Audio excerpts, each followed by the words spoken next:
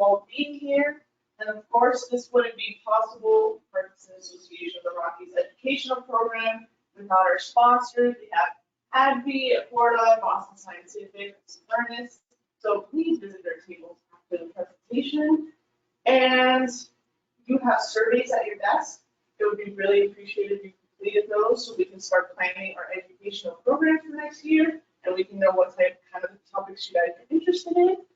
And so one event for us coming up right now is our Care Partner Summit on November 12th. So if you guys are interested in registering, you can always contact our office. And now, Dr. Haug. Thank you. Well, thank you all for making the time to come out here this morning. I'm Dr. Aaron Haug. I'm a neurologist and movement disorder specialist. I've been in practice here in the Denver area for 10 years after doing my residency and fellowship at the University of Colorado.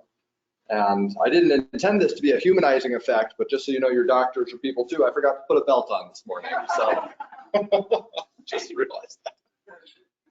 So what we'll be talking about today is the medical treatment of non-motor symptoms in Parkinson's.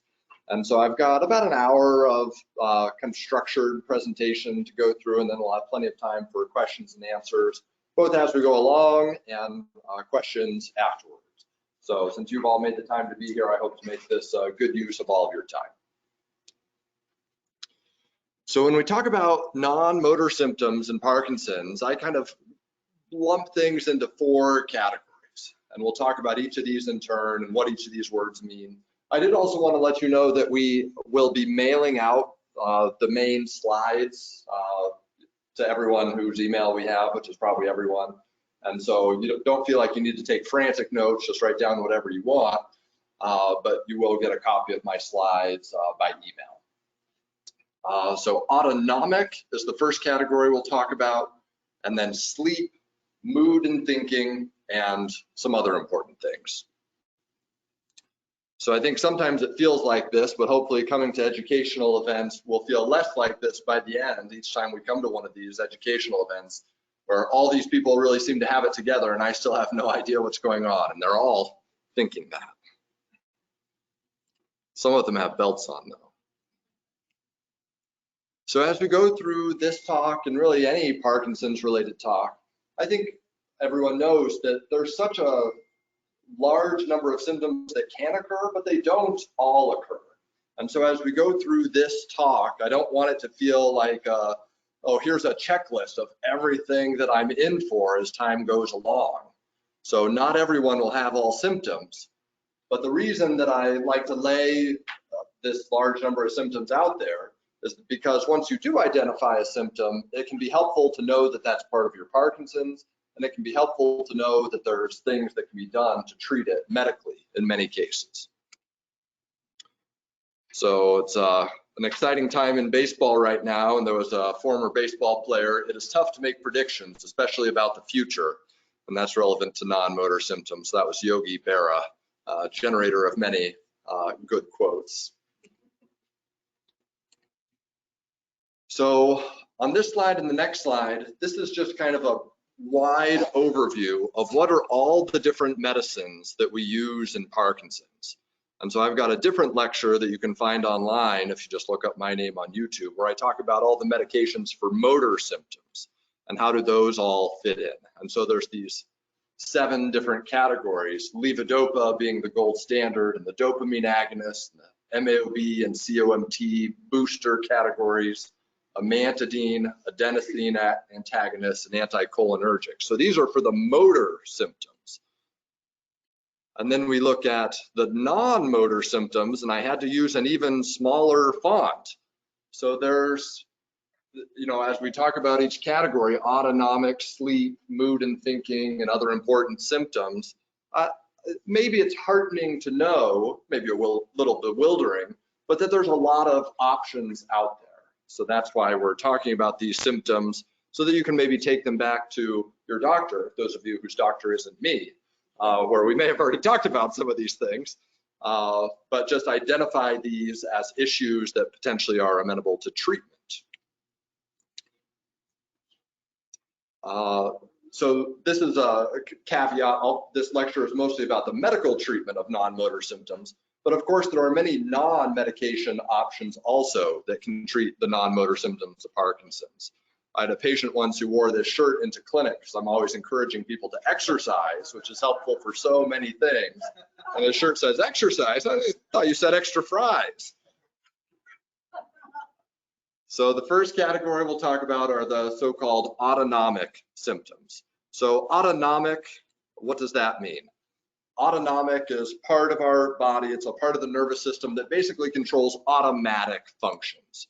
So you can basically substitute the word autonomic with automatic. And so the autonomic nervous system controls automatic involuntary functions like digestion and blood pressure. And Parkinson's can affect the autonomic nervous system in a number of ways. So the first symptom we'll talk about, and this gets a lot of screen time because it's such a prevalent symptom, constipation. Extremely common in Parkinson's. Some studies showed 98% of people with Parkinson's will struggle with constipation to one degree or another. So constipation can be defined as hard or infrequent bowel movements. And the goal that I like to set for my patients is to have a bowel movement daily. It's interesting over time how I've changed the way that I ask the question, because I'll ask people, are you constipated? Do you feel constipated? And I get a lot of no's. But if I ask the question of how many days per week do you have a bowel movement, and I get an answer of 1, maybe 2, I think we just have different definitions of constipation. So we may still have something that we can make better, even if you hadn't previously identified as being constipated. So why treat it? Well, it alleviates discomfort.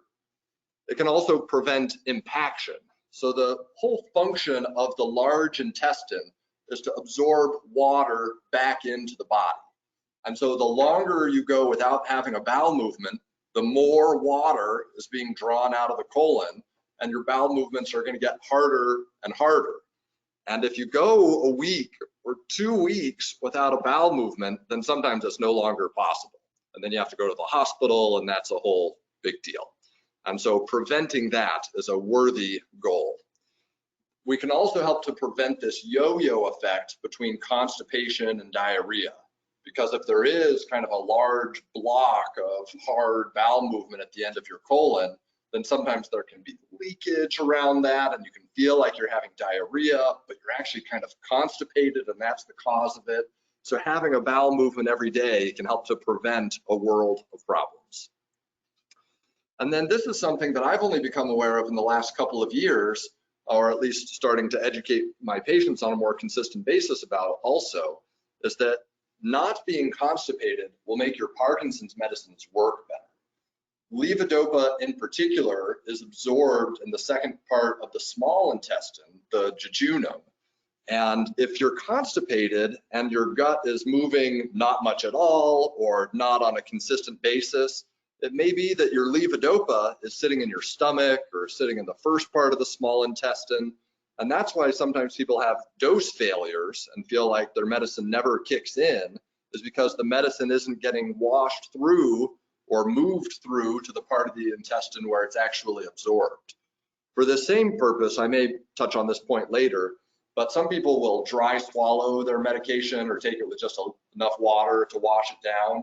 And there's real advantages to taking it with a 8, 10, 12 ounce glass of water, because it can help wash the medicine through the stomach and into the small intestine, assuming that it's not full of unmoved bowel movement. This is another interesting one. If your colon is full, then your abdominal area just kind of has less wiggle room, and that can push on your bladder. And so if you're constipated, it can make the overactive bladder that we'll also talk about in a minute, it can make that worse. And so if you're less constipated, you might also have less overactive bladder. So that's a double win.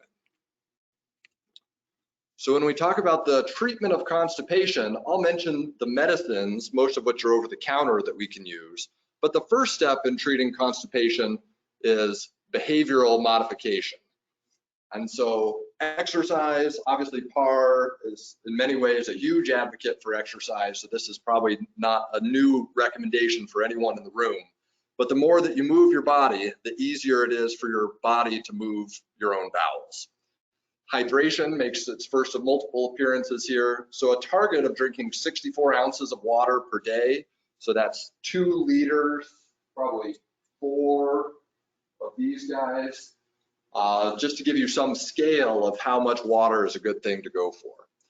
Another thing that can help constipation is drinking something warm in the morning. This kind of wakes the bowel up in a way. And so classically, this is coffee.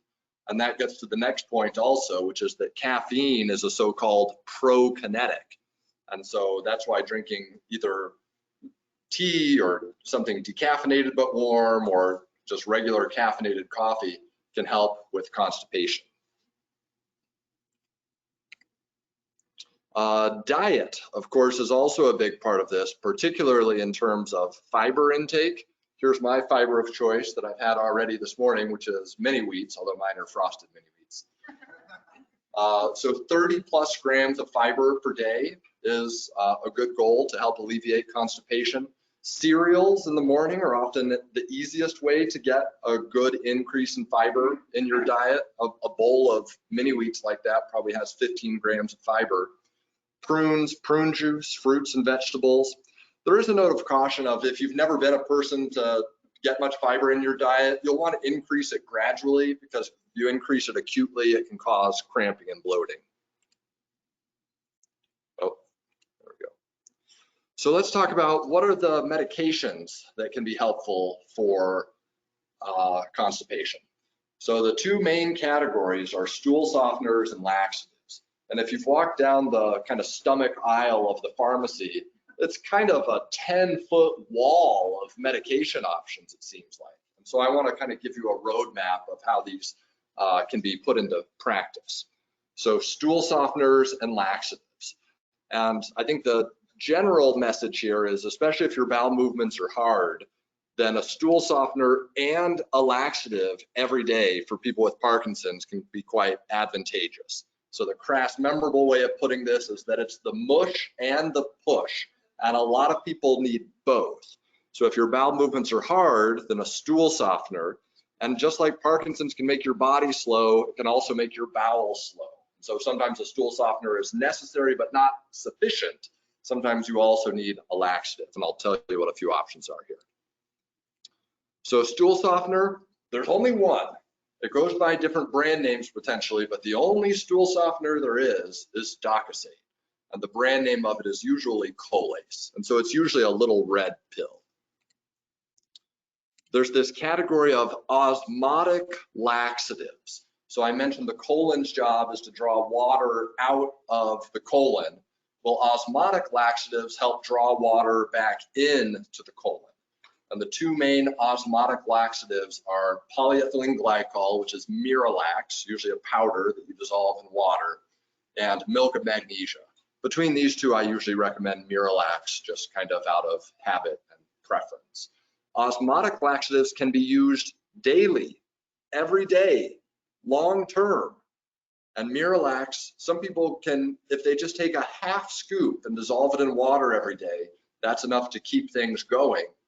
But some people need to take as much as 4 scoops a day, which is more than what it says on the jar. That would be 2 scoops every morning and 2 scoops every night. Sometimes that's a short-term need to get things moving, and then an ounce of prevention is worth a pound of cure. Maybe just a half or a full scoop every day can help keep you ahead of being constipated. So consider using both a stool softener and an osmotic laxative daily. So osmotic laxatives are, oh, please. How much is a scoop? It comes with a scoop usually. What's that? It does not come with a scoop. Oh, sometimes it's the cap of the jar. Yeah. So those osmotic laxatives are not habit forming. Your gut does not become dependent on them. So there's not really a risk of it making your constipation worse in the long run, which is a little bit different from these stimulant laxatives. So Bisacodyl, which is Dulcolax, and Senna or Senecot, these are stimulant laxatives. So these are, in my mind, plan B. Plan A is stool softener with or without an osmotic laxative. Plan B is if it's been 2 or 3 days without a bowel movement, then using a stimulant laxative in addition to get things moving before we get behind the 8 ball. Bisacodyl is also available as a suppository, and then we're getting kind of increasingly aggressive in our treatment measures here. Fleet's enema. There are then also prescription medications, and although most patients have some degree of constipation, it's a small fraction, a small percentage of my patients that either from me or from a gastroenterologist or their primary care doctor are actually requiring a prescription medicine for their constipation.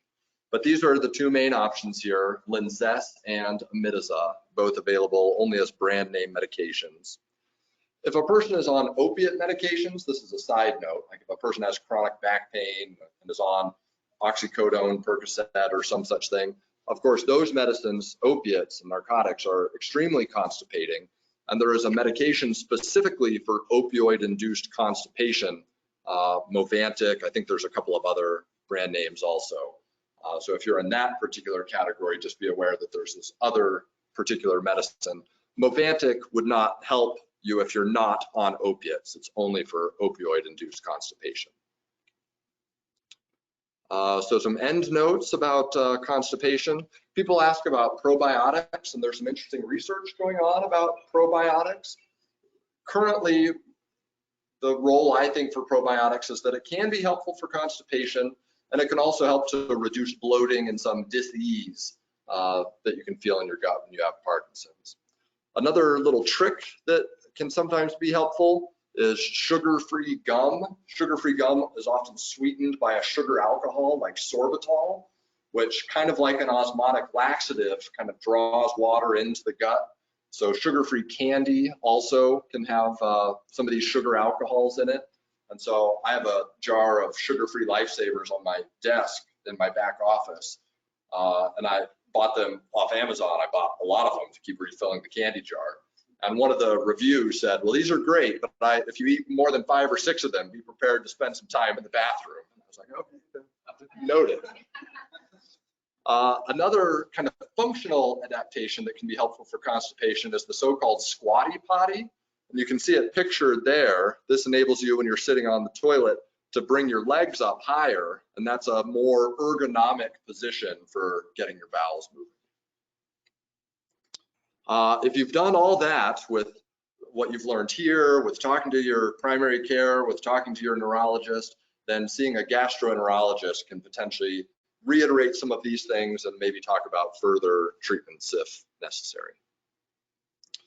So that was a lot about constipation. Each other topic that we touch on, I'm going to have a little bit less than that to say, but it's such a big issue for all the reasons that I just mentioned that I wanted to spend a lot of time on it. So nausea is another GI, gastrointestinal related symptom that can be fairly common.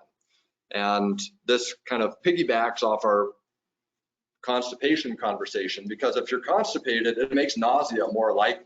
If your whole gastrointestinal tract is just full, then you're going to feel queasy and nauseous. You're not going to have an appetite.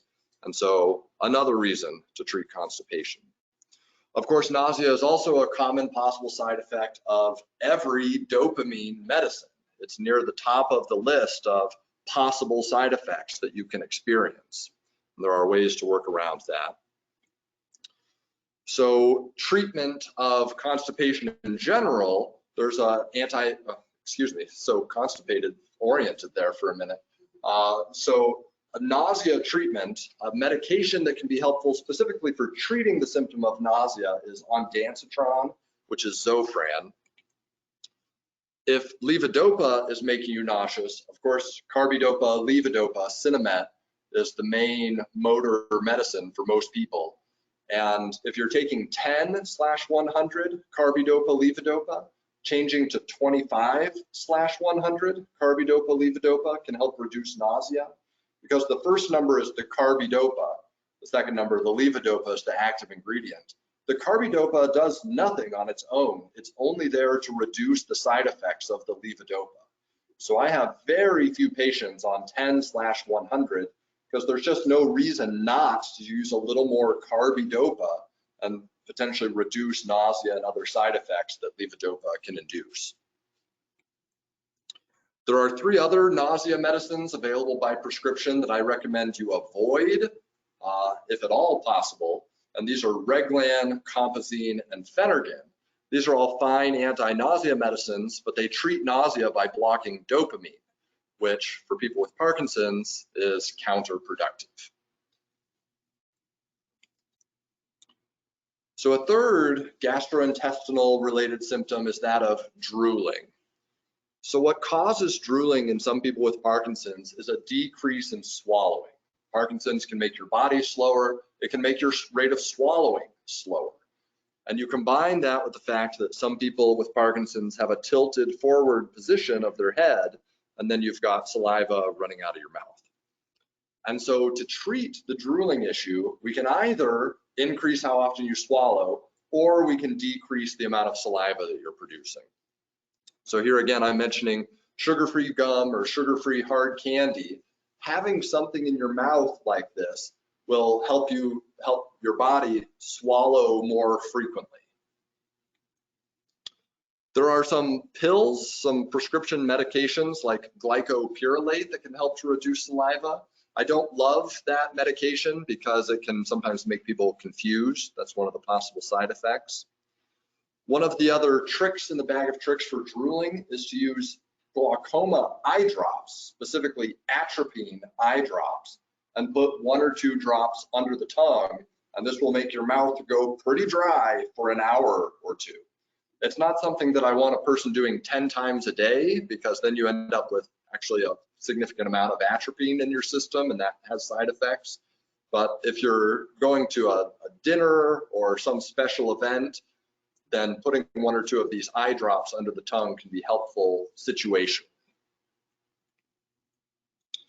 The most effective, most powerful treatment for drooling is probably botulinum toxin injections. So this is Botox or Myablock or other toxins. And this is a treatment that somebody can come into my office for, and it takes literally a minute to get injections in both parotid glands. If you ever eat sour candy and you get that feeling back here, that's your parotid glands squeezing. And so injecting toxin into the parotid glands and into the submandibular glands here decreases the signaling from the facial nerve to that gland. So it makes the gland relatively less active. This is not a permanent treatment, but it's a long-term treatment. It lasts about 3 months at a time. And so people for whom this is very bothersome, they can come into the office every 3 months and get these injections. Does insurance cover the toxin? It does. Botox is an expensive, all these toxins are expensive medications. And so if you've got a 20% copay, that'll be several $100s. But this is something that insurance approves. I've never seen it not be approved.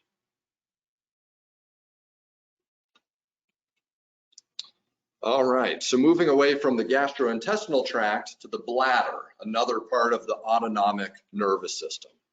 So overactive bladder is common amongst people with Parkinson's. The bladder is basically pictured there. It's this big ball of muscle. And what happens to some people with Parkinson's is that that bag of muscle becomes irritable. And when it spasms or twitches, you feel like you have to go, and you feel like you have to go right away. So this overactive bladder can be defined as needing to urinate more frequently and or more suddenly. And there's a pretty long list of medications that can be helpful for overactive bladder. Some of these are so-called anticholinergic medications with names like Detrol, Sanctura, Vesicare. These all have generic formulations available. There's another medication that you may have come across at some point called Oxybutynin. This is the cheapest of the bladder medicines, but it's also kind of the oldest and most side effect prone. Out of all the bladder medicines, this one's more likely than the others to cause some cognitive changes, kind of a fogginess or word finding difficulty. So although it's the cheapest, I like to avoid that one. Possible side effects of all these bladder medicines that are listed here: dry mouth, constipation, fuzzy headedness, and oxybutynin being the worst culprit on the list. There's another family of overactive bladder medications that's fairly new in the last 5 years or so, which are the so-called beta-3 agonists. So there are beta receptors all throughout the body, beta-1 and beta-2, there's a lot in the heart. Beta-3 is pretty specific to the bladder. And by activating these beta-3 receptors, it calms the bladder down, just like the other medications on the prior slide. And so these are more expensive medications. There's not generic available for these yet. Myrbetriq, and just in the last year or so, Gemtesa. These likely have fewer side effects than the medicines on the prior slide, but there is a unique possible side effect here, which is that there is some possibility of hypertension, of raising your blood pressure with this medicine. Of course, if you have low blood pressure, which is one of the things we'll talk about next, that can sometimes be helpful rather than hurtful. So those are brand name only. So I think you're maybe getting the sense here that although I'm a neurologist, I have experience based on need of dabbling in gastroenterology and urology. But if we've tried a couple of things together in my office, then seeing an actual specialist in those areas, like in this case, a urologist, either to talk about, well, is there a different way to use these medicines or other medicines or non-medication options that can be helpful for overactive bladder. Erectile dysfunction is another autonomic symptom that can involve the urological system, I mean. So something to consider here is that erectile dysfunction can occur in Parkinson's, but it can also sometimes be exacerbated as a side effect of other medications. So I just mentioned beta blockers or beta receptors in the heart. So if a person is on metoprolol for their heart or propranolol as part of their tremor treatment, beta blockers can sometimes cause or exacerbate erectile dysfunction. Antidepressants, which we'll also talk about later on, are great medicines and often very helpful, but most antidepressants, maybe all, have the possibility of erectile dysfunction as a possible side effect. So there are, of course, oral medications available for erectile dysfunction. You can see advertisements for these during baseball and football games, although not as much now that they've gone generic. So Viagra, Cialis, Levitra, they're fairly interchangeable in my mind and all worth trying potentially for this symptom. The main side effect to be aware of here is low blood pressure, which can occur as a side effect of any of these medicines. So once standing up out of a chair or out of bed, that kind of lightheadedness can potentially be exacerbated by these medicines. And here again, there are some other tricks in the bag of tricks that a urologist could be helpful with. All right, so moving on to another autonomic symptom, maybe the last autonomic symptom, orthostatic hypotension. So orthostatic hypotension means your blood pressure goes down when you stand up, out of bed, out of a chair, and this can feel kind of like this picture here, a lightheaded feeling or even fainting, but there are a few other symptoms that can also happen from low blood pressure. Normally when you stand up, the blood vessels throughout your entire body in just a matter of seconds tighten up, and that helps keep your blood pressure fairly evenly distributed throughout your body.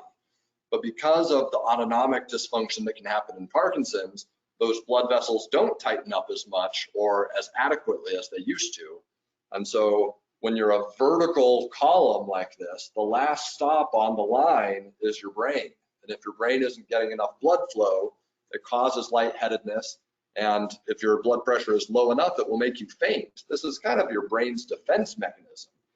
Your body has this simple understanding of fluid dynamics, which is if I can lay you out by making you faint, then you're a horizontal column of water. And that's more, it's easy for the heart to pump horizontally. It's getting the blood up to your head when you're standing up. It's harder. Likewise, if you're not getting enough blood flow to these big muscles in your upper back and shoulders, this can cause an achy pain that we call coat hanger pain, because it's kind of like there's a coat hanger in your back here. And this is a pain that happens just when you're up And when you lay down, if it really is coat hanger pain from orthostatic hypotension, that pain goes away in just a matter of seconds or minutes, as opposed to a pinched nerve in your neck or all the other things that can also cause neck pain. Short of feeling lightheaded and fainting, some people just feel foggy when their blood pressure is too low. So the way that I recommend that people check for orthostatic hypotension is get a blood pressure cuff and then lie down for 5 minutes or more and check your blood pressure, maybe write it down. And then stand up for 2 minutes, and while you're still standing up, check your blood pressure again.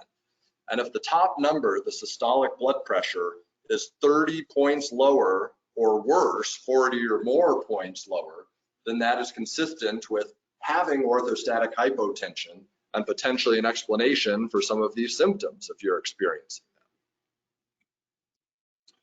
So how do we treat orthostatic hypotension? Well, first, if you're on any blood pressure lowering medicines, maybe you've had a history of high blood pressure for years and are on lisinopril, metoprolol, hydrochlorothiazide, the game changes as time goes along with Parkinson's. And it becomes less important to have a beautiful 120/80 blood pressure when you're in the cardiologist's office, and more important that you not faint under any circumstances, because you only get so many faints before something bad like a broken bone happens. And so people often end up on less and less and eventually none of their blood pressure medication in many cases. So here's a cartoon. We found a bunch of these clogging your arteries. They're cholesterol pills. So all these medications that are prescribed with good intentions can sometimes start to have unwanted side effects as the game changes. So, of course, some practical measures for adapting to orthostatic hypotension include standing up slowly.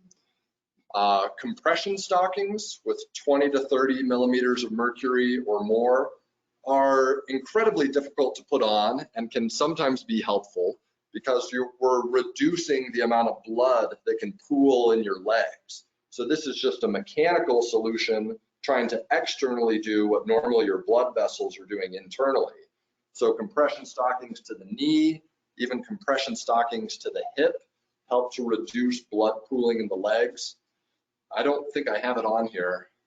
There are these things called donning gloves, D-O-N-N-I-N-G, that are gloves you put on that have little rubber nubs all over them, which makes it easier to get a hold of those compression stockings and pull them up. And so I think the return on investment for wearing compression stockings is modest, but it can be helpful. Here again, I mentioned staying hydrated, because if the tank is full, then there's more fluid to be pumped around by the heart.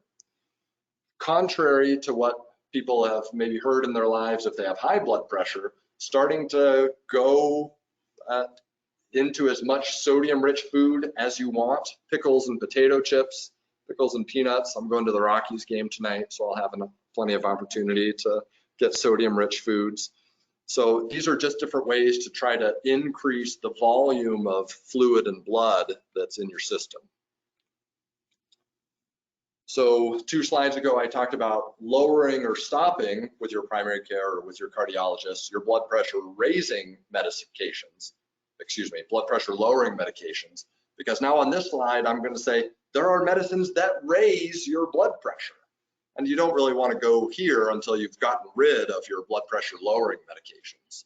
But for people that have a lot of lightheadedness from orthostasis, these medications can be very helpful. So fludrocortisone or Florinef, just like drinking more water, eating more salt, is another way to fill the tank. Fludrocortisone causes your body to hold on to more fluid and salt. The other most common medication to raise your blood pressure is Midatron. This kind of helps your blood vessels do what they should do, which is to constrict when, well, just in general, they constrict, including when you're standing upright. So fludrocortisone fills the tank, and then Midatron squeezes the tank. Droxidopa or Northera is basically norepinephrine, which is a blood pressure, which is involved in the entire circulatory system And when a person stands up, their body is instantly releasing norepinephrine, which is what signals to the blood vessels to tighten up.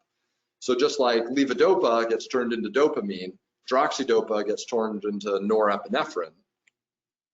And it can be quite helpful for lightheadedness, but it's more expensive than the first two options.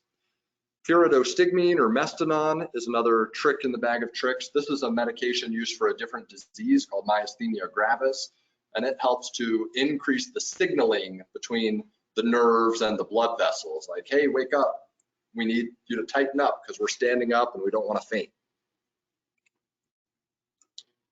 So that's our first big category, and autonomic symptoms. I would say let's take a break here just for a minute. Stand up, stretch your legs. I'm not a physical therapist, but we can raise our arms up overhead. We can do big movements. I know that's a long time to listen to talk about constipation.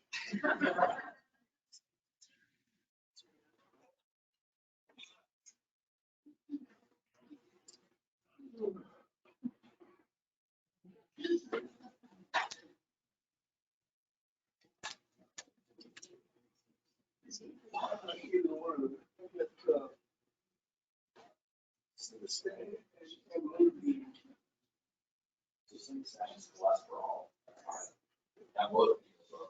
blood pressure medication.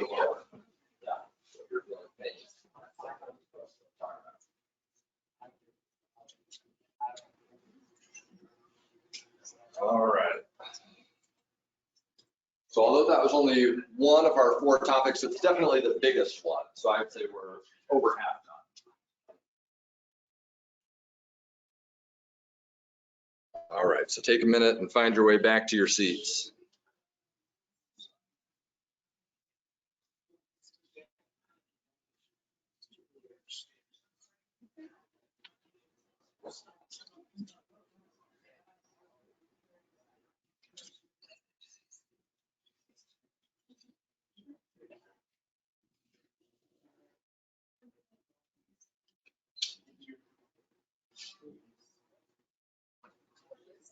What's that? I thought, Tanis, it was in your way a little bit. Better? Okay.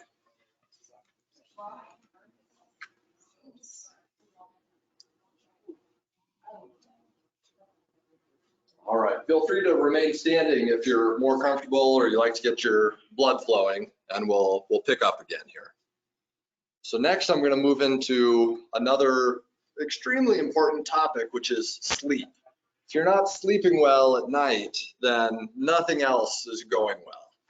And according to one of my sleep specialist colleagues, she has never seen such fragmented looking sleep on sleep studies as she sees amongst people with Parkinson's. So it's trouble falling asleep. Even more, it's often trouble staying asleep, waking up too early in the middle of the night, waking up too early in the morning. And so there's potentially a lot of room for improvement in sleep.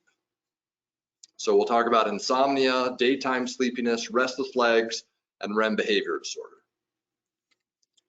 So insomnia, of course, can be difficulty falling asleep, or even more common in Parkinson's, difficulty staying asleep.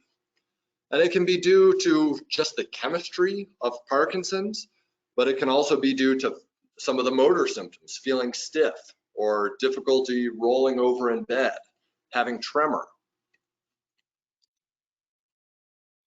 So before we talk about some of the medication options, behavioral modifications often are sufficient, whether you have Parkinson's or not. And the behavioral modifications pertaining to sleep are collectively referred to as good sleep hygiene.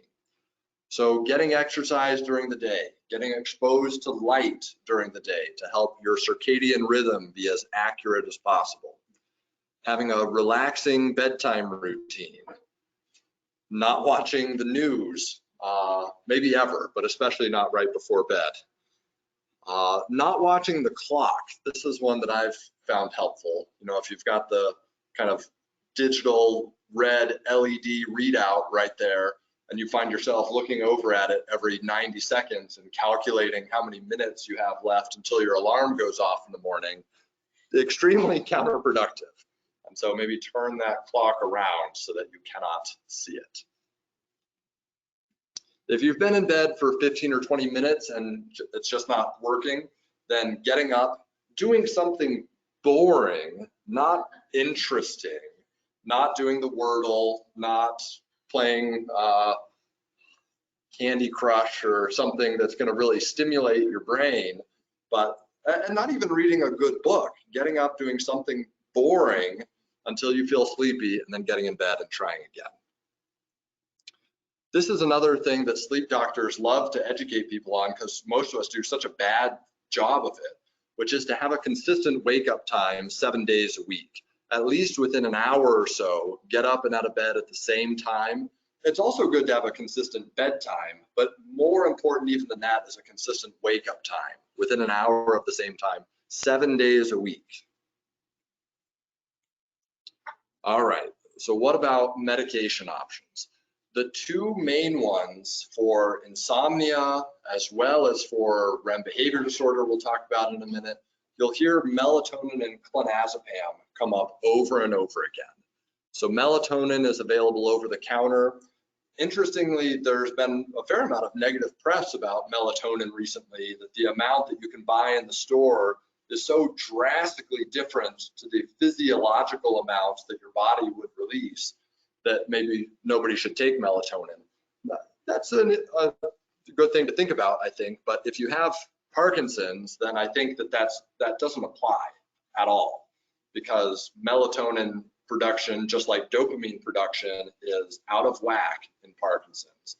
And so I routinely, every day, for a variety of reasons that we're talking about now, will recommend melatonin an hour or two before bedtime, as little as 3 milligrams up to as much as 15 milligrams, with the main side effect being that some people feel groggy the next day.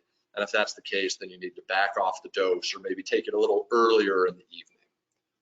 Clonazepam then is the main prescription medicine that I will use for insomnia.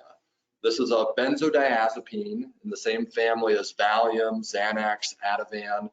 And the reason that this is one of the drugs of choice for insomnia in people with Parkinson's is because it also treats REM behavior disorder, as opposed to Ambien, Lunesta, which are popular medicines, but they can make people, even that don't have Parkinson's, do weird things like sleep driving.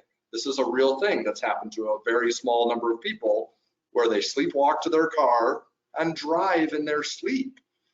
And knowing that a lot of people with Parkinson's have REM behavior disorder and can do some strange things while they're asleep already, I don't think that Ambien or Lunesta are a good fit. Please.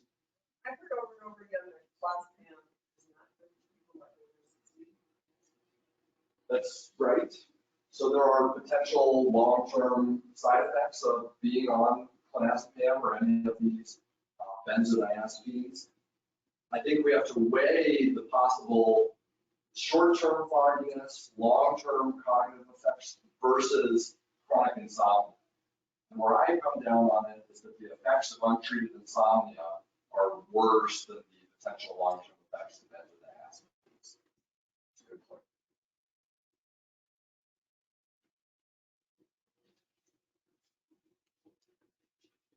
We'll also talk about a couple of other medications that are so-called sedating antidepressants, which is a category of medicines that gives us two birds with one stone, potentially. Trazodone and mirtazapine are those two medications. So here again is, just like there are a few anti-nausea medicines that are best to avoid, there are a few widely, easily available over-the-counter medications that should also be avoided for different reasons. And this is diphenhydramine. So this is Benadryl. It's what's in Tylenol PM, Advil PM, Aleve PM. I was just talking with a new patient the other day, and he takes 2 Aleve PM every night. He's 84, and his memory is going downhill. And he just loves his Aleve PM though. So I had to say probably 15 times, it kind of became a joke within the appointment. He's also an engineer, so he kind of likes things the way he likes them. That you just have to stop that Aleve PM. I mean, there's things that we can't modify. None of us pick to have Parkinson's or Alzheimer's or other diseases, but avoiding diphenhydramine is low-hanging fruit. Please. What's that? Oh yeah, what about pot? What about marijuana? I don't really mention it much in my talk here. You know, anecdotally, it can be helpful. Whether it's CBD alone, whether it's CBD with THC. Marijuana is we'll do a sidebar about this now. It's an interesting medication. There are stories and YouTube videos on marijuana helping insomnia, rigidity, tremor, dyskinesias, pain, anxiety. And so there's a lot of potential upsides. And then there's reports of people getting confused and foggy and feeling high when they don't want to feel high. And what can I, as the doctor, do? I can say, go to a dispensary, see what they've got. You know, there's no brand, there's no dose, no ratio that I know of to recommend. It's totally the Wild West with medical marijuana. I will occasionally write provider certification saying, yes, indeed, you can go to a dispensary and get access not just to the recreational, but the medical products. And having a provider certification spares you from paying the 40% sin tax that's charged on recreational products. But I encourage people who are interested in that to approach it as scientifically as you can. Don't change any of your other medicines when you're going to be trying medical marijuana.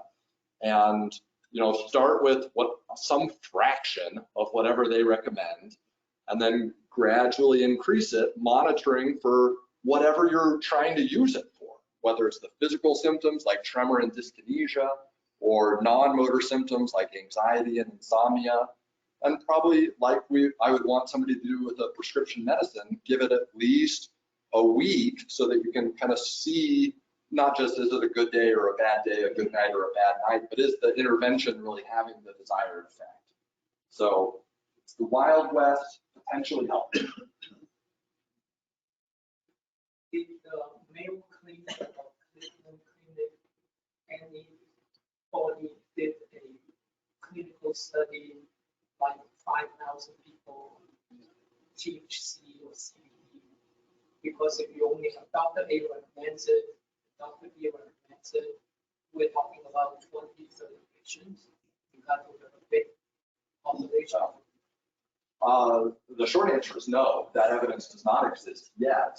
But multiple centers, including the University of Colorado, are trying to get studies that have dozens of patients first. So we're a long way from having thousands of patients involved in clinical research. And part of the problem is that marijuana is considered a Schedule I drug, like heroin, on a federal level. And so that makes running clinical trials difficult.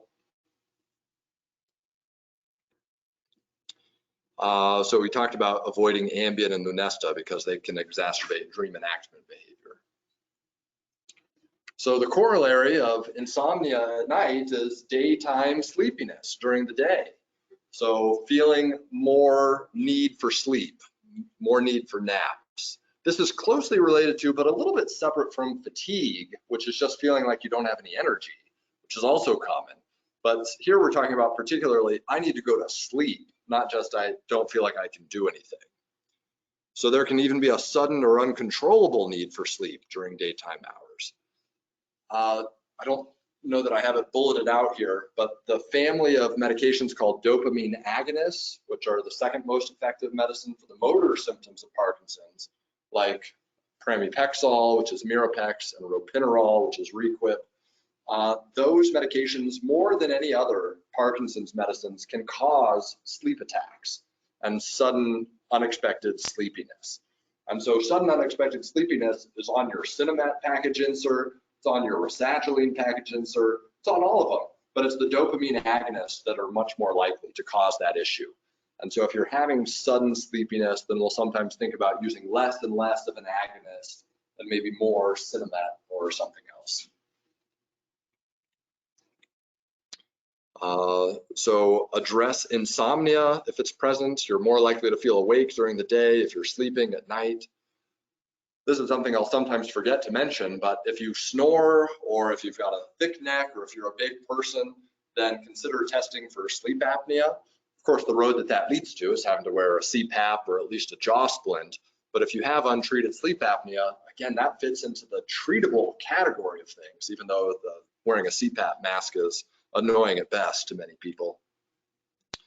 I'll also counsel people that rest and naps are okay. If a person needs to sleep for 15 minutes twice a day, or even an hour or two during the day, as long as you're still able to fall asleep at night, sometimes taking a nap is better than taking another medication. And then reevaluating Parkinson's medicines. Some are more likely to cause sleepiness, just the dopamine agonists in particular that I was just mentioning. Please. Could you comment on melatonin and melatonin slow release? Oh, that's interesting. Yeah, so melatonin, and what about melatonin slow release? I don't have. The treatment of Parkinson patients, sometimes when it does the slow release cause more dream activation in Parkinson's? Yeah, does slow release melatonin cause more dream activation in people with Parkinson's? Not that I've ever heard of. I don't, in my mind, distinguish much between melatonin and melatonin extended release. I think that theoretically, if you're having the problem of waking up at 3 or 4 a.m. despite taking regular melatonin, it makes sense to try the extended release. But in my mind, they're all just kind of part of the same category of melatonin. And melatonin in general should be helpful in reducing dream activity, whether it's the regular or the extended release. When Ben was put on, the two neurologists, once they take melatonin and once they just take the slow release, and I noticed that he has more, dream activation in the slow release, so that they decided to put him back to regular melatonin. That's interesting. I've not heard that I before. don't know whether it has anything to do with that, increased dream activation. The way that I would try to make sense of it is that maybe the extended release melatonin is not getting into your system as quickly. And so maybe extended release melatonin is still helping some compared to no melatonin, but the immediate release melatonin gets into your system more quickly and maybe thus suppresses dream enactment behavior better. That's how I would try to make sense of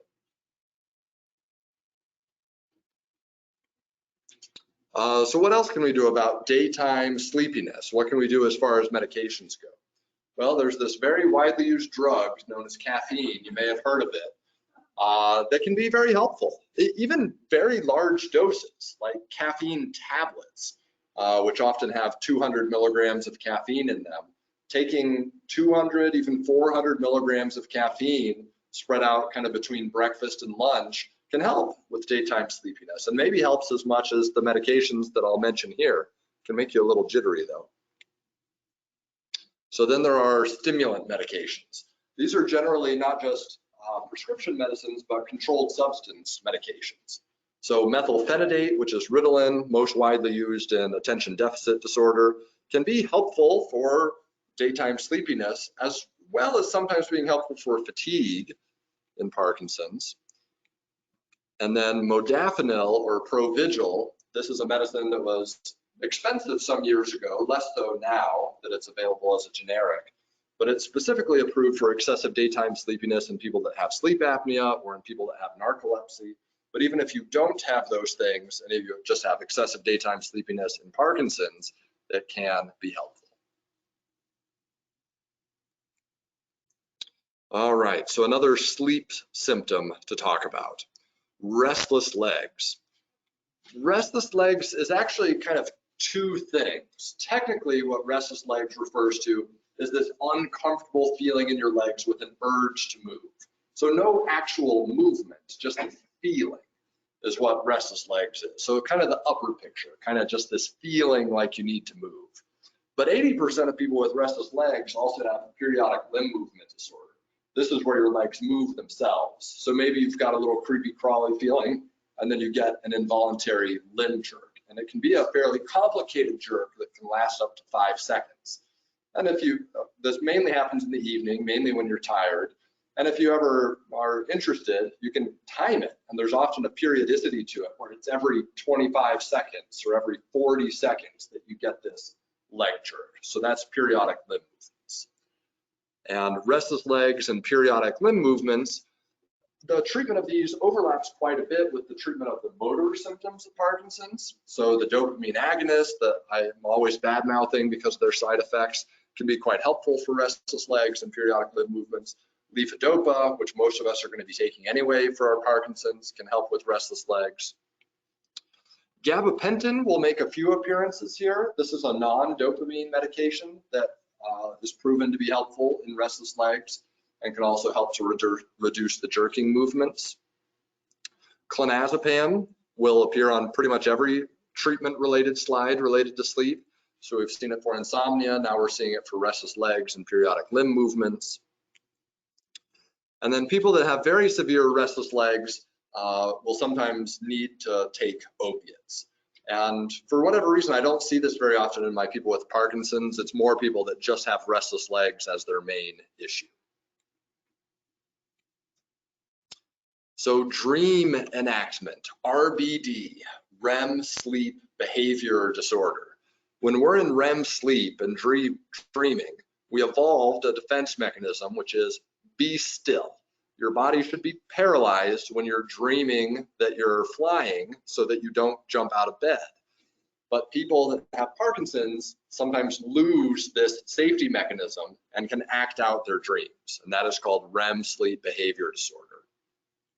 It can be as mild as just talking in your sleep. Sometimes it's screaming in your sleep. It can be small but potentially dangerous movements like punching and kicking. So here we see an old drawing from Frank Netter, who is a great, who wrote that? Yeah, it's from Netter, I think. And so first, their bed's maybe a little too small. If he's got REM behavior disorder, there's barely even room to put a pillow barrier in between them here. And some of the other behavioral modifications you can do if a person has REM behavior disorder, do put up some sort of pillow barrier, have the corners, put pillows, blankets, or an extra mattress down here in case you're falling out of bed. Take away the breakables, glass from the side of the bed. So there are some behavior, just kind of practical modifications that can be made. Falling out of bed. The most dramatic, I mentioned that people can drive in their sleep. I've never seen anybody do that just from REM behavior disorder. But I did have a patient who had Parkinson's and bad REM behavior disorder, and she got into her gun safe in her sleep and fired off a round into her husband's recliner, which fortunately he was not in. So this can be a terrible problem. And that would have been a challenging lawsuit, I think, or a court case if it came to it. But fortunately, no one was hurt in that case. And so in her case, she would need to do some more extreme behavioral modification, like, I guess, not even having knowledge of her gun safe combination so that she couldn't get in there. So we talked about some of the practical steps of moving sharp objects away, putting something soft next to the bed, maybe putting a bed railing up. Unfortunately, sometimes people need to start sleeping in separate beds. Maybe that sounds good, but it can be sad too, because you don't necessarily want to sleep in separate beds, but it can be necessary if there's violent movements happening at night. Most people with REM behavior disorder respond well to treatment, and it's melatonin and clonazepam. So I will usually start people with melatonin. The dose range is the same as for insomnia, 3 milligrams up to as much as 15 milligrams. And sometimes we'll change to or add in clonazepam if the REM behavior disorder persists despite the melatonin. One of the things that's unfortunate about this is that you have to take it every night. Some people can tell when they're going to have an active night, but usually you can't. And because kind of like a faint, you don't get a free pass necessarily. Something bad could happen the first time. If somebody has prominent dream acting out behavior, then it's probably best for them to take a medication every night. All right, so we'll talk about mood and thinking symptoms, depression, anxiety, cognition, which is thinking and memory. So here's Charlie Brown saying, my other psychiatrist only charges a nickel.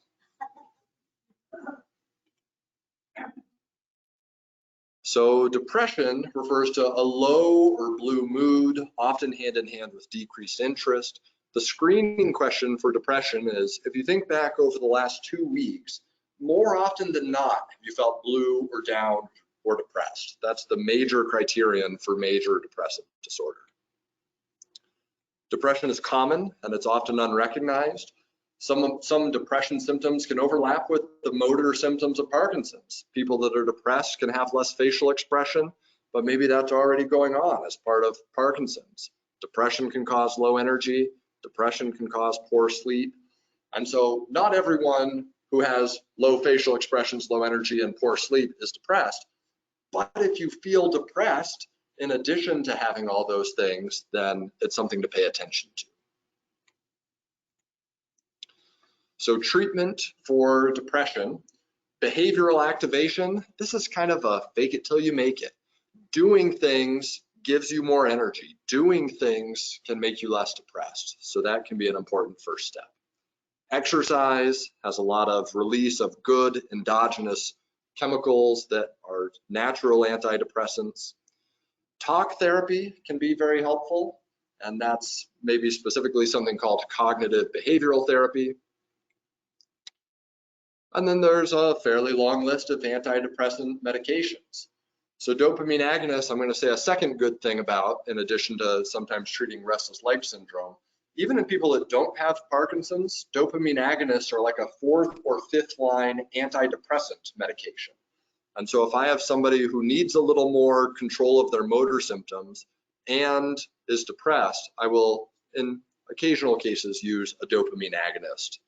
And again, that's like pramipexole or ropinirole. The selective serotonin reuptake inhibitors. These are very broadly used medications and have really revolutionized the treatment of depression in the last 30 years or so. So fluoxetine, sertraline, citalopram, escitalopram, paroxetine, better known as Prozac, Zoloft, Celexa, Lexapro, Paxil. These can be helpful for people that have depression without Parkinson's, and they can also be helpful in Parkinson's for depression. Other than those specific serotonin-raising medications, there are these other medications, bupropion, venlafaxine, duloxetine, and each of these potentially can be used for, or some of these can potentially be used for other things. Venlafaxine can have a little blood pressure raising effect, so if somebody's having orthostatic hypotension, that can be helpful. Duloxetine has some pain reducing benefit. Trazodone and mirtazapine I mentioned earlier as sedating antidepressants, so that when taken on a nightly basis, those can potentially help both insomnia and depression. So there's a lot of options, and this is, again, me as a neurologist stepping one foot into the realm of another specialty, which is psychiatry, but it can be hard to find a psychiatrist. And so if I can help a person either talk to their primary doctor or help myself, you know, we'll sometimes try one or two things and then can potentially incorporate a psychiatrist if needed. Often the symptom that goes hand in hand with depression is anxiety. And for some people with Parkinson's, anxiety is the worst thing that they've got, worse than their tremor or their walking difficulty. Anxiety can be an extremely problematic symptom. There's also this potential vicious feedback loop between tremor and anxiety, each making each other worse. The treatment list for anxiety is pretty similar to that of depression. Exercise, talk therapy. I would add in meditation as something that can be helpful for anxiety. And then all of the same, oh, that's interesting, I did the brand names here. So all of those same antidepressants that can help depression can also have anti-anxiety effects. Clonazepam, which we've mentioned multiple times in the sleep context, and other benzodiazepines also can sometimes be useful as kind of a rescue medication for anxiety. But when taken during the day, since I've touted its benefits as a sleep aid, taking it during the day, it can sometimes be too sedating. So here's an elephant saying, don't tell anyone, but I actually forget lots of things. So cognition, thinking and memory. This is kind of a scary part of Parkinson's. I just want to kind of get it out there and talk about, well, what are we looking for as something that can happen, but doesn't necessarily happen to everyone with Parkinson's. So I will sometimes use the metaphor of a filing cabinet. So if you think of your mind or your memory like a filing cabinet, what happens to people with Parkinson's if they do get cognitive symptoms is different than what happens to people with Alzheimer's. People with Alzheimer's, they kind of lose the ability to put new memories, new files into their filing cabinet. Whereas in Parkinson's, they're still going in, but they're jumbled. And so it's not that you lose your ability to form short-term memories, it's that you often need a cue or a reminder of, where did we go to dinner last night? Oh, it's Outback Steakhouse. And then it's kind of there. Whereas someone with Alzheimer's, it's not there. Memories kind of lose the ability to be encoded into the mind. And so this recall kind of jumbled issue will often present as some fogginess or word finding difficulty. What's that word? What's that name? And of course, some of that's just normal. We all have that. I've worked with a person for several years, and the other day I was like, what is that person's name? And some of that's just normal. So it's a spectrum. So recall, decision-making, planning, these would be what are called executive function. And these are also aspects of thinking and memory that can be affected in Parkinson's. So the treatment, or partly even prevention, of cognitive symptoms in Parkinson's, physical activity and exercise are of paramount importance. Mental activity, this is an interesting one. I had somebody the other day say, would it help if I did like 3 hours a day of puzzles? I thought, well, it probably would, but it wouldn't necessarily help more than an hour of social activity, an hour of exercise, and an hour of reading or trying to learn something new. I think that the puzzle industry, Lumosity and some of these websites, have kind of marketed themselves as dementia preventers. And I think that it's really just any sort of mental activity is definitely important for staving off the cognitive effects that can happen from age, from Parkinson's, and also trying to help preserve the function that you have. So physical, mental, and social. So I talked about these sedating medicines that we often need for the sleep-related symptoms of Parkinson's, but if cognitive symptoms are rising to the top of the heap of most concerning symptoms, then sometimes we need to reduce sedating medications, might need to reduce sleep medicines. There's a real art here between what's the lesser of two evils. So I talk about exercise just in passing multiple times here, but here the doctor saying, you need more activity, start with some light dusting of your exercise equipment. Stop using it as a clothes rack. So I mentioned a spectrum. So dementia is kind of the big scary word for Alzheimer's, for Parkinson's. And I'll talk about this spectrum where, I mentioned that I had some name finding difficulty, and maybe that's just normal and more normal as you age. And then at the other end of the spectrum is dementia. Dementia is very practically defined. It means thinking and memory issues that interfere with your day-to-day activities. Getting lost if you make a wrong turn and not being able to find your way back. Not being able to keep your medication straight. Leaving the burner on. All of these sorts of things. If there's a pattern of cognitive symptoms interfering with daily activities, then that's dementia. And there's a big gray area in between that we call mild cognitive impairment, MCI. That's between what's just normal for aging and what's impairing daily life, mild cognitive impairment, where it's causing some difficulty, but not to the extent that it would impair a person's ability to live or function alone. What can we do medication-wise? One of the small silver linings of Parkinson's related to dementia is that the medicines work a little better than they do in Alzheimer's. We use the same medicines, but they work a little better in Parkinson's than they do in Alzheimer's. And so there's this pathway called acetylcholine or cholinergic. And so these cholinesterase inhibitors help raise your acetylcholine. I mentioned that some medicines like oxybutynin can cause confusion. Well, it's partly because they have an anti-cholinergic effect. And so by doing these pro-cholinergic medications like rivastigmine or donepezil, that can have a beneficial effect on the word finding difficulty, some of the thinking and memory symptoms. Memantine or Namenda is a different category that works on a pathway called NMDA, which can also, not as helpful as the first category, but can sometimes also be helpful in Parkinson's related cognitive impairment. Another symptom that happens to some people, often with more advanced Parkinson's, is hallucinations. And this is something that can be treated if the hallucinations are bothersome or frightening. And so some people will have fairly benign hallucinations of thinking there's a vibrating dust bunny or seeing a dog. But if there's more bothersome hallucinations like seeing bugs in your food or feeling like there's a person here, then that's where considering a medication can be helpful. Please. Do they know when they're hallucinating? People know I'm sure there's some spectrum of that, some do, some don't, etc. Yeah, so the question is, what about insight into when a thing is a hallucination? It's mixed.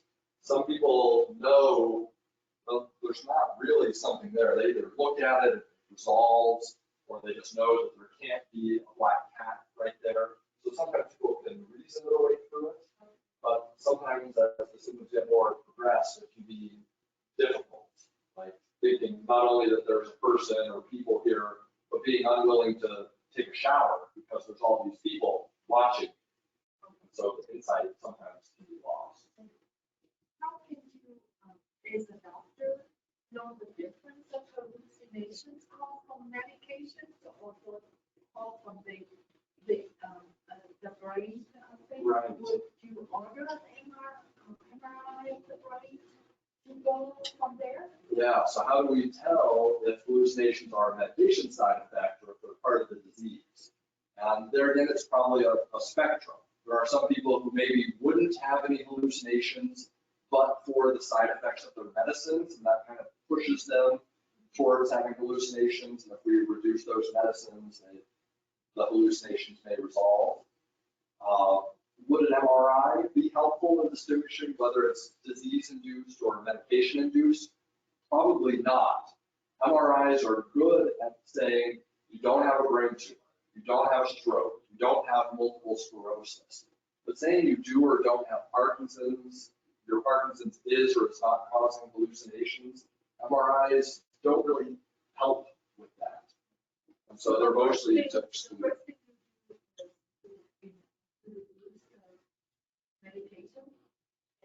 I think one of the first things to consider if a person is having hallucinations is a good review of all the medications that you're on, and are there either some of your Parkinson's medicine, bladder medicine, or some other that might be making the issue worse, and seeing, well, can we reduce or stop that, and seeing what happens.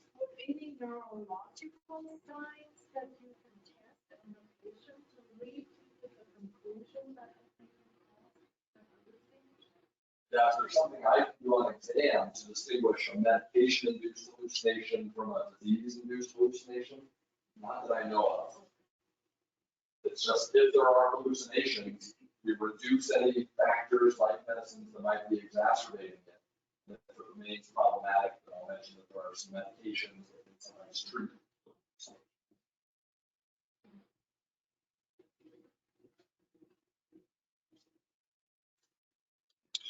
So the cholinesterase inhibitors, which I mentioned on the prior slide for thinking and memory, can also help to reduce hallucinations. So this is the rivastigmine and donepezil again. And then sometimes we will use antipsychotic medications. Psychosis is maybe the scariest word. and means seeing or hearing or experiencing things that other people don't see or hear or experience. So quetiapine or Seroquel can sometimes be helpful. There's a medication specifically for dementia-related hallucinations and delusions called pimavanserin, available only as the brand name of Nuplazid, that can be helpful and maybe has fewer sedating side effects than Seroquel. Clonazepam is a medication often requiring the involvement of a psychiatrist because it requires routine blood work, initially on an every week basis. So a very helpful psychiatric medicine, but a rare risk of white blood cell dysfunction. So here's our third list of, and try not to take these things. So other antipsychotics, Haldol, Risperdal, Abilify, Zyprexa, Geodon, these are all good mental health medicines and they do reduce hallucinations, but part of their mechanism is blocking dopamine. So in our Parkinson's population, not what we want.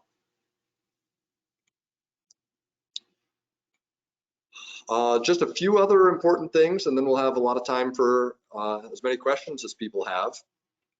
So pain is a common and often unrecognized symptom of Parkinson's. It can feel like tightness, maybe related to the rigidity, one of the motor symptoms. It can be dystonia, often in the foot, where there's an involuntary contraction, often pointing the toes down and rotating the ankle in, and that can be painful. Pain will sometimes go hand in hand with motor fluctuations. So a person says, oh, after 3 hours, my tremor comes back and my back hurts. You know, everybody's back hurts, but if there's this pattern where it goes with the wearing off of your medications, that's a hint that it may be Parkinson's related rather than a bulging disc or a strained muscle. So adjusting Parkinson's medications to try to smooth out those ons and offs can sometimes help, not just with motor fluctuations, but also with non-motor symptom fluctuations, which can be pain. Also, some other non-motor symptoms can fluctuate, like anxiety.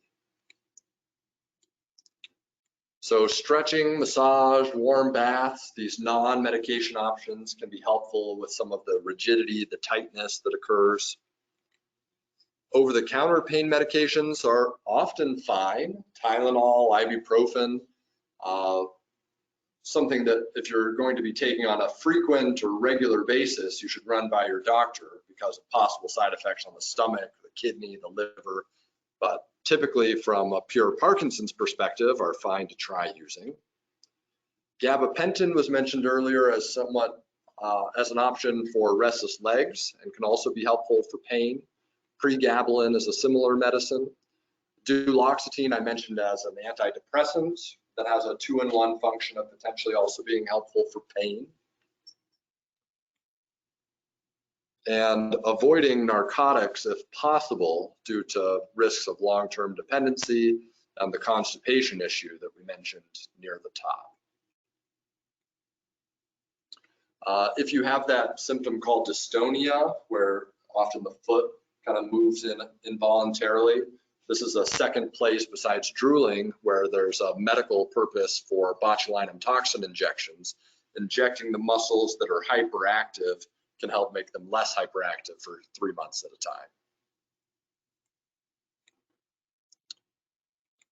time. More of a minor issue, but interesting to know that it can be related and that it can be treated. Seborrheic dermatitis, which is often a flaky, oily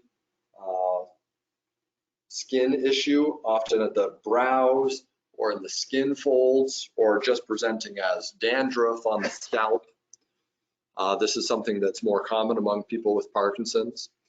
Sunlight actually helps treat seborrheic dermatitis. Anti-dandruff shampoos like Selsun, Head and Shoulders, that tea gel from Neutrogena, those can all be helpful. And can be put not just on your scalp, but can also be put on these other areas if they're developing seborrheic dermatitis. Ketoconazole, which is an antifungal medication that's available both as a shampoo or as a standalone prescription. Hydrocortisone, which you can get over the counter as often labeled as an anti-itch cream, can also be helpful with this seborrhea issue. So we covered a lot of ground, talked about a lot of different medicines, autonomic and sleep, thinking and memory, and a few other things. So I'm happy to stay and talk and answer questions, but thank you all for coming and thank you for your attention.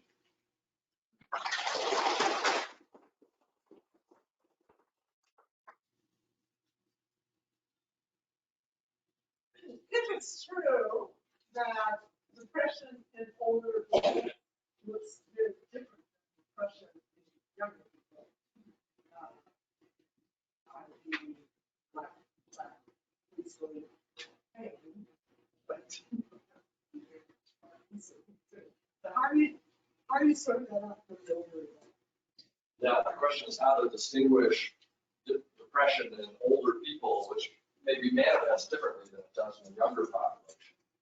I think it can be tricky, but often it's starting with a question of, do you feel sad, down, depressed? Like, if the answer to that is yes, then it kind of answers the question. But then there's kind of a more tricky situation of, the spouse saying, oh, I think he's depressed. And he says, I'm not depressed. That is tricky.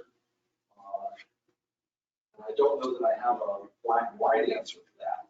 But if we've tried kind of coming at it directly from, well, I have low energy. Okay, let's treat your sleep, try to treat your energy. I still feel low energy. Well, do you feel at all blue or down or depressed? Maybe a little bit. Then maybe we would try treating it as depression, even if it's not totally clear that's what's going on. So it's nuanced. Yeah, how people don't have Parkinson, a lack of sleep, for example. I mean, where do you do that?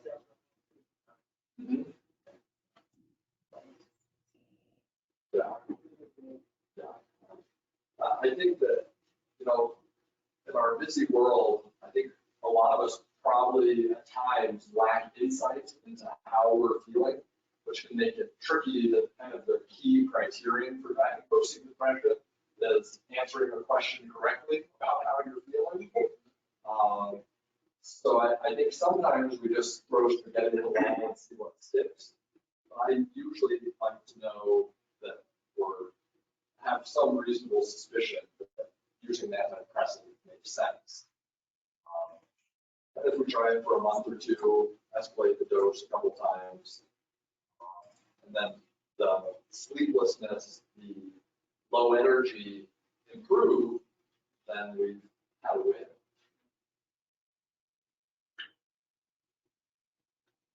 Is it common for people with Parkinson's to become what I call complacent? And that's probably not the correct word. There's no mood that is really high or really low. It's always very, very even. And say, are you feeling bad?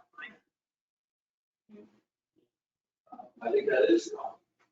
And the question was about what if somebody has no highs, no lows, they're just like this all the time. You say, I'm fine. I think that can very much be a part of Parkinson's. And it might be kind of baked in with another symptom we didn't talk about that's really challenging, which is apathy. I'm not joyful, I'm not down, it's just here. And apathy is something that behavioral activation, getting out there and doing things that you used to like to do can sometimes help to counteract that somewhat. Antidepressants, stimulants sometimes are helpful for apathy.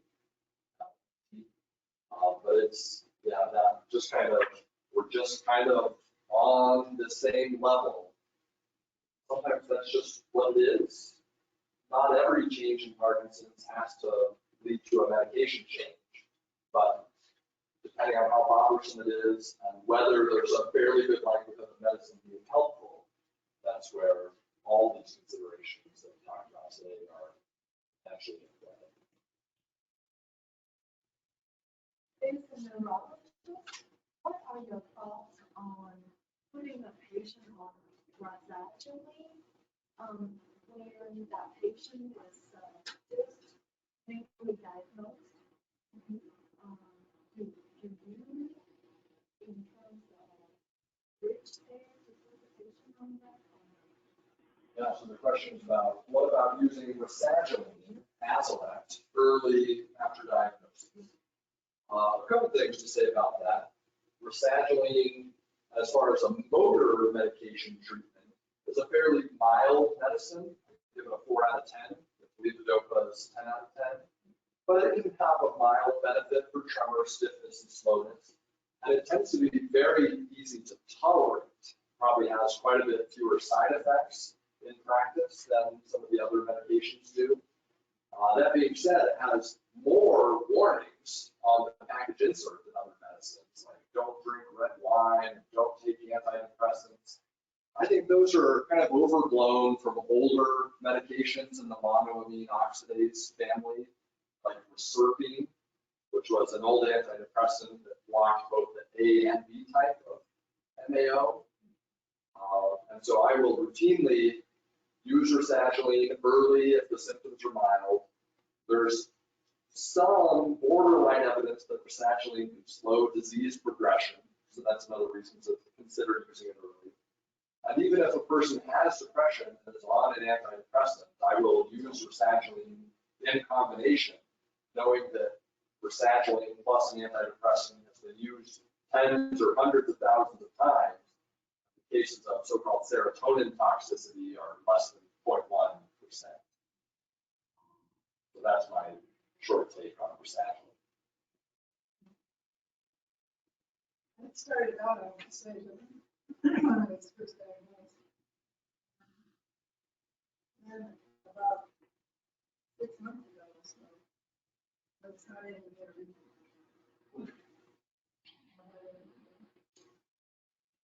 So the question is about Razagiline refills. So Razagiline went generic 7 or so years ago, but remained a fairly expensive generic. So it's a medication that I will sometimes recommend a discount pharmacy card like GoodRx, where you can often get it for 40 or 50 bucks a month. But King Soopers stopped playing with GoodRx about 6 months ago. So their cost per month with the GoodRx card went up to wholesale, which is like $750 a month. So that's the only pearls that might be relevant to your situation that I know of. Or Kaiser thing? Oh, yeah, maybe they changed their formula. But from what I know from my friends that are Kaiser neurologists, usually if the patient requests it and the provider kind of feels it to the prescribing powers that be, so stay on it. Second experience. So regarding meds, when you've got somebody taking 35 pills a day, what are your thoughts on going to a pharmacy that does the prepackaged pills? Maybe you got 6 different doses per day. What are your thoughts? Pill pack or one of these. Yeah. So the question is about, what about these specialized pharmacies that will prepackage your entire day's worth of meds into different little plastic baggies? I think that for some people that would make it easier, like, oh, it's 9 a.m. I take my 9 a.m. baggie. I think some other people that are on 35 pills a day, they're winging it a little bit every day. Like, oh, I'm wearing off half an hour early, I'm going to take my Cinnamon half an hour early. But I don't think the plastic baggies are flexible enough to account for that. I say winging it not in a negative way, but in a realistic way, which is every day is different for people with especially advanced Parkinson's. I think I will try to come to understandings with my patients that it's okay to flex your doses a little earlier, a little later, depending on what's really going on with your symptoms. It's just basically valid.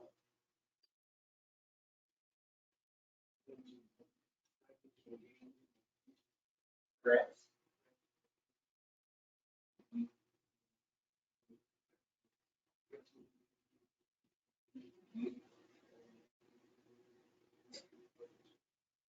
Yeah, so the question is about having cramps in the hands and feet at night. Is it related to Parkinson's, and what can we do about it?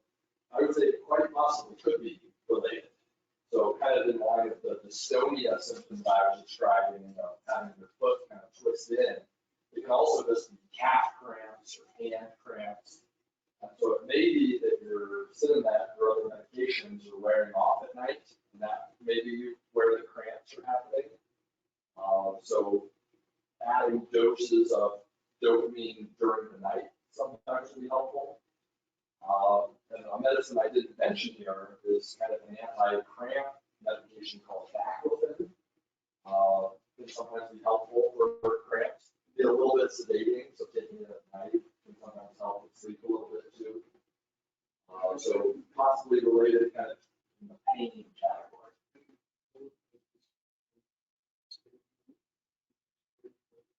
Yeah, you could work the cramps out by stretching and exercise.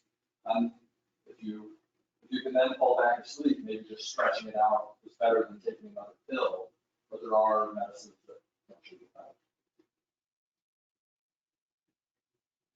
Is there, we were talking about 35 pills a day, something like that. With the sheet that comes with all these medications, how much drug interaction is occurring? You really know if it's not.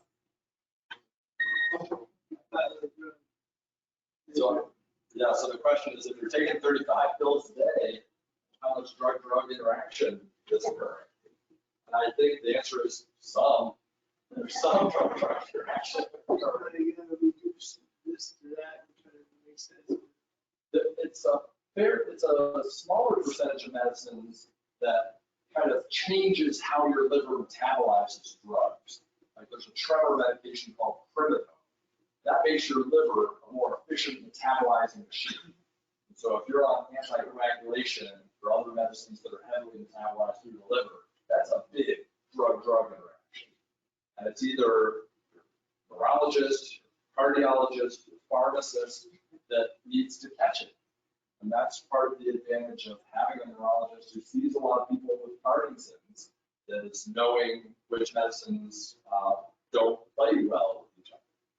Now, fortunately, most Parkinson's medicines are not medicines that require a lot of hepatic adjustment or renal adjustment unless a person has liver failure or kidney failure. And so it's not all these dopamine medicines are typically not ones that have big red flags that come up for any of the other 25 medications. But it's mostly the prescriber's knowledge, pharmacists kind of as the backstop to try to catch any interactions. Like some of them say take with food, which they don't take. Hard to keep on straight. Yeah, and there may not be enough hours in the day. Some say take with food, some say take without food. As far as the Parkinson's medicine and food thing, since this is a common issue, carbidopa, levodopa in particular, it is absorbed in that part of the small intestine called the jejunum by the same transporters that absorb protein from your diet. And so you've probably heard that if you're taking carbidopa, levodopa, try to take it an hour before a meal or 2 hours after, try to take it separate from protein by those same time frames. What I've started thinking of in the last couple of years is that fortunately it seems like a fairly small minority of patients, maybe 10 or 20% of people that have fairly advanced Parkinson's motor fluctuations, where the food and protein issue is really a big thing. And if they take their medicine too close to protein, too close to meals, their medicine doesn't work. But for 70, 80, 90% of people, it's maybe not something that you need to spend time worrying about. Your medicine will still work. Yeah, sometimes you just forget. Yeah, sometimes you forget. So if you forget, and if you ate lunch, should you go ahead and take your medicine or should you wait 2 hours? If you've never really found that food makes that big of a difference, then I would say just go ahead and take it. So regarding diet, is there any benefit to a Mediterranean diet for non-motor symptoms? That's interesting. Diet for non-motor symptoms. Maybe a Mediterranean diet for non-motor symptoms.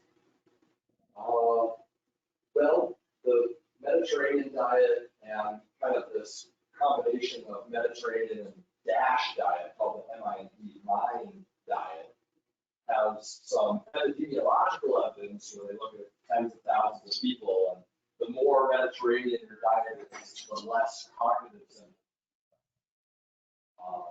So I think there probably is some benefit for cognitive symptoms.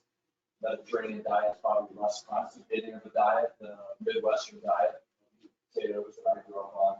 So probably some Mediterranean non-motor